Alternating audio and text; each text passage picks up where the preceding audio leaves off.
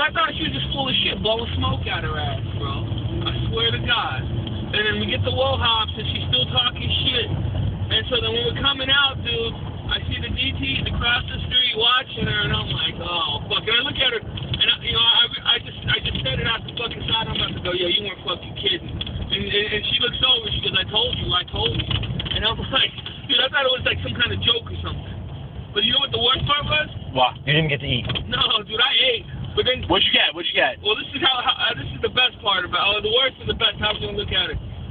So I go, well, she gets in the cab. I go, okay, where you live? Because I just wanted to get rid of her, bro. After that, I didn't want nothing to do with her. Right. How'd she look? She looked good, bro. She looked good. Believe me. Okay, let me finish this real quick. Now you'll understand what I'm saying. She goes, I live in Long Island. I go, yo, I'm driving you to fucking Long Island. I go, I'll drop you at the LIR, Penn Station, whatever. I ain't driving you to Long Island. She goes, I ain't taking no fucking train. She's drunk, dude, right? So I go, I don't know what to tell you. She goes, let's go to your place. I'm like, what? She goes, let's go to your place. And I'm thinking to myself, I'm gonna die. I'm gonna fucking die. I'm sure I'm a fucking dead man. Why would you die? Because, dude, if she fucking my property or whatever she claims, okay, and if these motherfuckers, because this is the thing, I'm thinking to myself, I've been hanging out with this bitch, so obviously somebody's gonna want to know why the fuck or whatever, right? I thought it was some kind of bullshit, right? So I don't know why, but like a light went off in my head. I said, well, you know what? If I'm gonna fucking die, I'm gonna enjoy this. I'm gonna make fuck that shit. So you know what I did? I took her back to my place, dude, and I fucking plowed the bitch.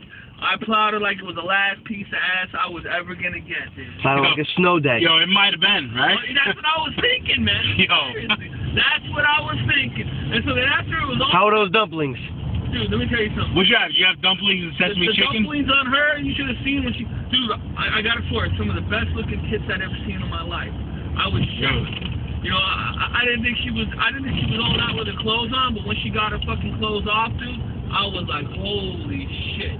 And I just fucking, then after all was said and done, I convinced her to take the fucking train. I got her to the LIR, dude. She gives me her number, tells me to call her the whole nine, and then she gives me a big fat kiss. And she goes to get on the train. I took that number, dude, threw it out the window, and that was it, man. I didn't even You're a smart man. You don't need that, right? Oh, dude, believe me, some of these chicks, you don't even fucking know what you like. I'll give you another one that'll blow your fucking head. I get a chick in Midtown, gets in the cab, she wants to go to Jersey. I go, look, I ain't going to fucking Jersey. She goes, come on, please. I go, no, I ain't going to fucking Jersey.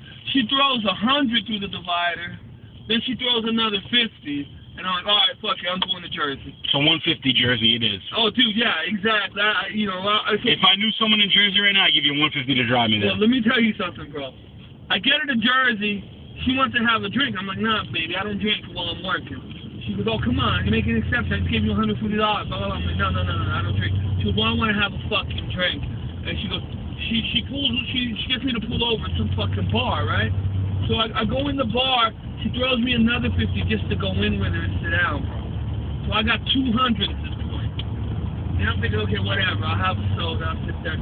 So then she goes, dude, going to the bar. We're sitting at the bar. And she goes, I'll be right back. She orders some fucking crazy drink. And she goes, I'll be right back. And okay, I'm thinking, okay, whatever. So then when she comes back, she's swinging this fucking key around her finger, bro. And I'm like, what the fuck? And what it is, it's a bar connected to a hotel. See, the thing is, I'd only seen the bar sidewalk. So then I'm like, all right, fuck it. Dude, same thing.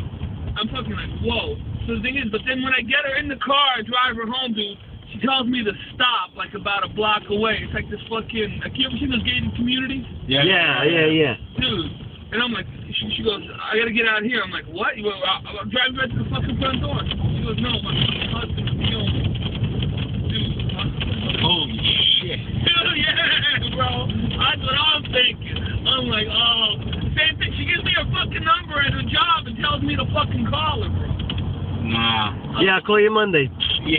Yeah, dude. You don't need that shit, man. Oh, dude, believe me. I don't need a fucking jealous boyfriend with a knife coming knocking on my door, dude. Nah. Fuck that, yo. Yeah, well, see, that's the thing. Like, dude, some people like to play with fire. I got this girl up in the Bronx. Her and her old man was split. She didn't tell me anything about it. And then she ends up going back to her old man, and she's still fucking calling me, dude. And I asked her, I go, yo, so what happened? Where you live? She goes, oh, right now I'm living with my man. I'm like, your man? I go, yo, you didn't tell me you had a fucking man. She goes, oh, well, we went our separate ways, but, you know, because of the kid, blah, blah, blah, blah. And I'm like, yo, why are you calling me now? She goes, oh, what he doesn't know. I'm like, yo, you know what? And the bitch won't stop calling me, bro. Now, Call her right now. Huh? Call her, say what's up.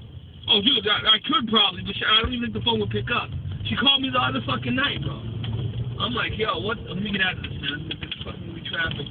Believe me, dude, I'm not a home wrecker. And I don't like to get wrecked, so I leave that shit alone. You know? You got some good stories, man. Yeah, but you know what's crazy, dude? People tell me I should write a book, and I go, yo, I wouldn't even bother. And they're like, why not? Because people wouldn't even believe half the shit. You know, what's the craziest shit that's ever happened to you? Oh, I'll give you the two craziest. I'll start with number 2 and then work up to number 1. All right. You do it. It didn't happen to me. It's shit I've seen with my own eyes I still can't believe. You know, one did happen. All right, to me, personally. I'm driving down Broadway, boss. 1:30 on a Sunday night, Monday morning, right? As I'm driving down Broadway, something just tells me to fucking glance to my right. Because, you know, as a cab driver, you're always looking for fares, right? I glance to my right across Broadway, and what do I see? A naked girl walking up Broadway, dude, at about 113th Street or something. And I thought I did a double take. I thought I was seeing things. Some shit. Yeah, you telling me it was some shit? I make the left turn on a street going the opposite direction and turn around on Broadway because I can't believe what I'm seeing. I'm like, this has got to be some kind of foot on. This has got to be some kind of gimmick or some kind like of... candid camera, right? Huh? Like candid camera? Yeah, exactly. So I pull up next to the bitch and I'm looking. Not even a pair of fucking flip-flops on, bro. No way. Yo, dude, I was like, what the fuck? Then I slow down, and as I'm looking at her, she walks towards the cab, and she grabs the door, and she tries to get in the cab. She goes, hey, can you give me a ride? She gets the door open, and before she can get in, a Columbia security guard comes with a trench coat and practically tackles her, throwing the trench coat over. Go, ma'am, you can't be out here like this and that, and this and that. And she throws an elbow right in the guy's face. And I put the car in park because I can't believe I'm seeing this. I get out of the cab, and she's like, get off me, leave me alone, get the fuck away from me. And she got the door, because the door's already open, slamming the door on the guy. It's like trying to hit him with the door. And I'm just sitting there watching this whole fucking thing, bro, going, what the fuck? Then all of a sudden, as the garbage truck's going by, the guy in the garbage truck jumps off, because he's seeing it too. You know, the girl walking naked or whatever, and they caught up with it. He jumps off, and he's standing right next to me watching this. So then, I'm trying to get her attention so she won't beat the fuck out of the Columbia security guard, right? So I'm asking her, you know, how old are you? Where are you from? What's your, you know, she's like, San Diego. I'm like, oh, California. She said, I go, oh, what part? She said, San Diego. I go, are you a Columbia student? She goes, oh, yeah, I'm a Columbia student. I live in the dorm, this and that. So finally, I had to ask. I go, yo, you been smoking anything? She goes, oh, yeah, they told me I shouldn't smoke the pot, this and that, and this and that. And I look in her eyes, and first thing comes out of my mouth is I go, diesel. And then this garbage guy goes, I knew it was angel dust. Bitch was dusted. Dude. Wow. I guess they handed her a blunt and she thought it was weed, right? She was dipping. Dude, that's some shit, man. Ryan, what's number 1 story? Oh, number 1, you ready? Hurry up. Day before Thanksgiving, dude. 4:30 in the afternoon, rush hour. Everybody's trying to leave town, right? I'm coming down 11th Avenue after dropping the fare, like by the West Side Highway in the 20s. Right. Something tells me to glance over. I glance over. You see, okay, see this fire hydrant up here? Yeah. I glance over, and as I glance over, and you see how the two poles are close together? Yes. There's a guy with nothing but a pair of motorcycle boots on, one foot on each pole. What the fuck? He's bent over, got his ass cheeks wide open with a guy with a camera crew doing a photo shoot, right? The people that are supposed to be his assistants are playing lookouts. He's got the tip of his own cock in his mouth. You know what?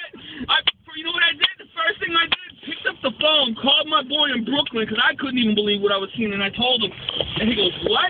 And I go, yeah, dude. He goes, you got a camera phone? I'm like, yeah. He goes, take a picture of that shit and dial 911 now. But, dude, by the time I called him, I was already past it. I was going to make a turn and try to come back around. A lady jumps in my cab and wants to go to Midtown. 6 or 20. Yeah. Believe me, dude, that scarred me for fucking life. And to this day, I still can't believe I saw it with my own fucking eyes. That's why I don't write a book. Who's going to believe shit like that? That was good, man.